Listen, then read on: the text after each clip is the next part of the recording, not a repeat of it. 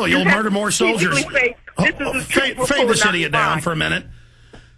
You hear this? This is what Bush has said to keep us in there 5.5 years. He promised 6 months, 5.5, almost 6 years later. This is the same. Now they've picked up all the Bush MO, which is really the elite propaganda. And then notice, this lady a year ago, I guarantee you, was bashing Bush, saying end it now. Now, since Obama's saying we got to keep him in there for a few more years, listen to her. Go back to her. Yeah, we're talking to her right now. We're trying to explain that Obama is for a surge in Afghanistan. He's going to take the troops from Iraq and send them to Afghanistan. I mean, that's not ending war, is it? Luke, ask her. Luke, ask her this question, Luke. Luke. And I'm definitely yeah. Luke, give her the phone. I want to talk to her. Give her the phone. Go ahead. Who am I speaking with? Alex Jones. Hello, Alex Jones. Hi, ma'am. How you doing? Listen, we're not Bush supporters. We're not Republicans. We know that Obama has the same advisors and is going to betray everybody. Remember, he said he was going to pull the troops out. Let me just finish.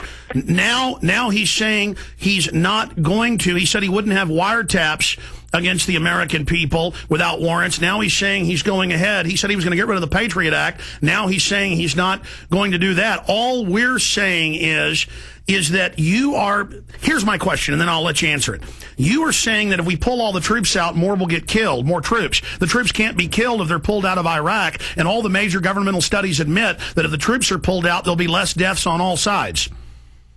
But strategically, he has to pull the troops out.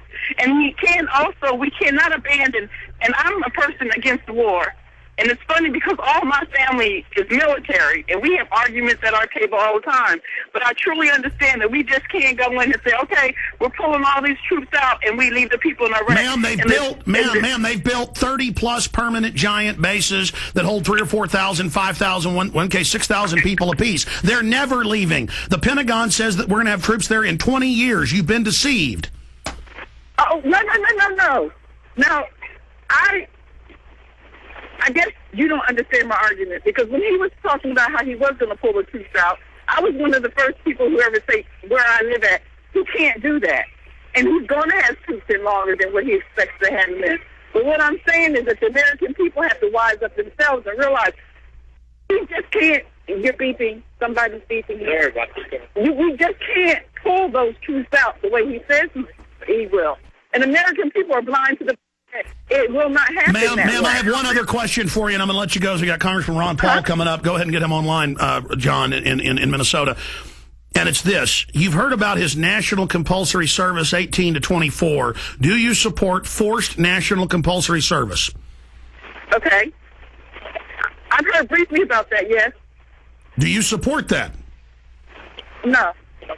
Okay. Do you support that Obama spearheaded the banker takeover that's now $8.5 trillion and it's secret and they won't say where it is? Just like Bush supported it, Obama says we have to have another banker bailout. Do you support that? No, I don't. I'm not into bailout at all. So what is it you support? What is it, ma'am, you support about Barack Obama? I am torn between supporting him, to be honest with you, and my family is a family full of Democrats. So I'm torn between supporting him and any political party at this point in time, because I think the American people with both parties have been deceived. And we as Americans have to open up our eyes and decide what we're going to do for our country. Ma'am, listen, Obama is a corporate-created foundation front man. He is going to betray you. Don't sign on like the Germans did or the Russians did to Stalin and then sign on to all his evil, like conservatives signed on to Bush, and then the torture, the secret arrest, the wars. Don't be conned. God bless you. Luke Rudkowski on the ground in Washington, D.C., surrounded by regular Army troops and National Guard, searching everyone. We'll talk to you coming up in the next hour. Luke Rudkowski, thanks for reporting for Infowars.com from the streets of D.C. Okay. All right, thank you so much. I'm here doing everything live, talking to people. We're going to be talking to more people. We're going to be talking to people as long as the battery dies. Okay, Luke, we got to jump.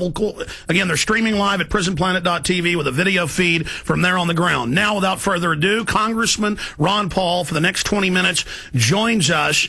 Congressman, the 44th president, with messianic media coverage.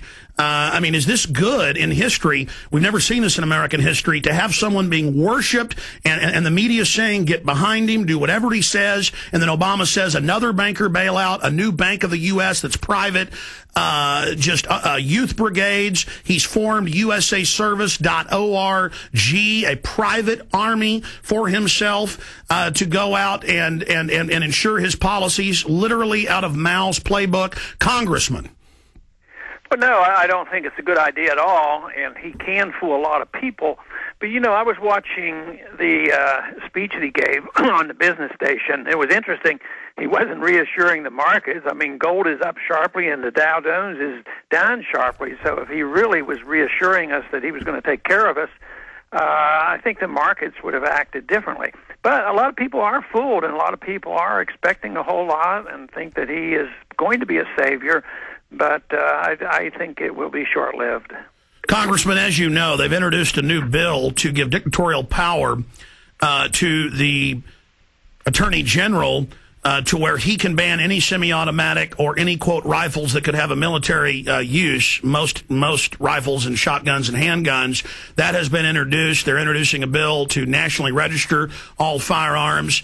I mean, out of the gates, he's saying he's going to call for a carbon tax and declare CO2 a toxic waste. If we thought Bush tripling the size of government was bad, what are we facing, sir? And what are the biggest threats right now from the new Obama administration that just launched? Well, he'll make it grow much faster if the whole system hangs together for that long. But the big question is whether there's going to be a collapse of the dollar, and all bets are off on what will transpire then. But no, if we go along with the system held together relatively so, I mean, he's going to massively increase the government. I think there'll be national youth service, and also possibility of a military draft. I think there'll be expansion of operations overseas. And the only way they know how to play for any of this is printing more money. That's why it's a contest. How long can this go on by massively expanding the size of government and undermining the value of the dollar before people give up on the dollar?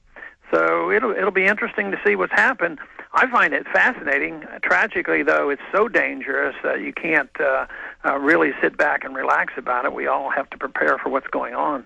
We're talking to Congressman Ron Paul from Texas, and he joins us for the balance of the hour. Congressman, specifically, let's talk about solutions and then get into more of the threats. Obama, Biden, the pundits, they all admit that he'll have about 150, 200 days. He's saying he's going to have a blitzkrieg of gun control legislation, illegal alien amnesty, carbon taxes, new federal agencies, new wars, record defense budgets. And they're saying that they know that things are going to be so bad in the economy. They're saying this in speeches. They're saying it's going to get painful. It's going to be austerity. You know, get ready. We've got to give trillions a week to the bankers. How important is it now to resist this agenda and point it out and organize the huge Ron Paul liberty movement that Obama mimicked successfully with a false organic movement? How important is it, and how do we mobilize, and what are the key things to fight in the first 200 days if we're going to save this republic? Because you've always talked about that coming crisis when the world government imploded the economy by design so they could rebuild it with even greater control, that we could use that key window to reverse it and bring in the culture of liberty. Well, we have to continue to do exactly what we're doing, trying to win people over to our side, spread the message, get the attention of Washington best we can. Now, the one way we could look at this in a positive way is those Republicans who wimped along and did everything George Bush told them to do are now resistors. So we have more resistance there. We're going to hear more noise in Washington against Obama than we ever heard against George Bush, because the Democrats love George Bush and the Republicans wouldn't say boo. At least we'll have a little bit of that. But the problem is in 100 days or 200 days, I mean, we do our best, but we can't really expect to reverse this tide, because he's assuming that he has this mandate and he's going to march forward. And how we act when an acute monetary crisis hits is something that has to be determined then. But in the meantime, people have acted in their own best interest. it didn't take individuals very long to figure out that there would be more controls on guns. All of a sudden, gun sales soared and prices of guns soared. Ammunition, they're afraid the ammunition will be taken away or registered, and those prices have soared. People learn how to make their own ammunition. So all kinds of things automatically happen. I don't think you have to have one group or one person tell everybody what they have to do. My goal has always been to get information out there and try to counteract these socialistic,